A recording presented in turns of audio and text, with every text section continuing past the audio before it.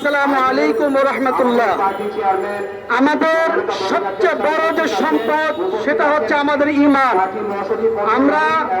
আমাদের ঈমান আমরা মুহাম্মদুর রাসূলুল্লাহ সাল্লাল্লাহু আলাইহি সাল্লামকে ভালোবাসি এবং মুহাম্মদুর রাসূলুল্লাহ সাল্লাল্লাহু আলাইহি সাল্লাম হচ্ছেন আমাদের হৃদয়ের স্পন্দন।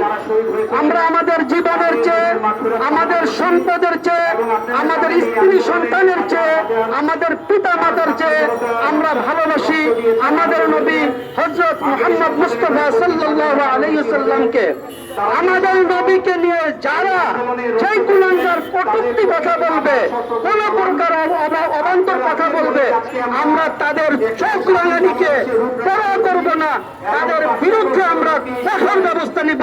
প্রয়োজনে আমরা তাদের উপরে আইন আমাদের হাতে তুলে নিব, তারপর আমরা কোন প্রকার দ্বিধাবোধ করব না।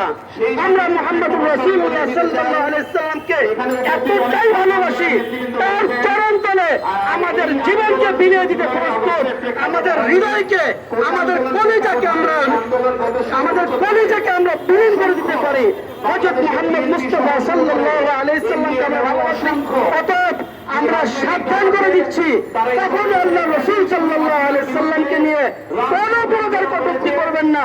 কটূক্তি করবেন আমরা দেশের জন্য যদি আবু সাঈদ কুখ্যাতি দিতে পারে, গুলি খাওয়ার জন্য আমরা আমাদের নবীর সম্মানের জন্য আমরা আমাদের জীবনকে বিলিয়ে দিতে পারবো ইনশাআল্লাহ।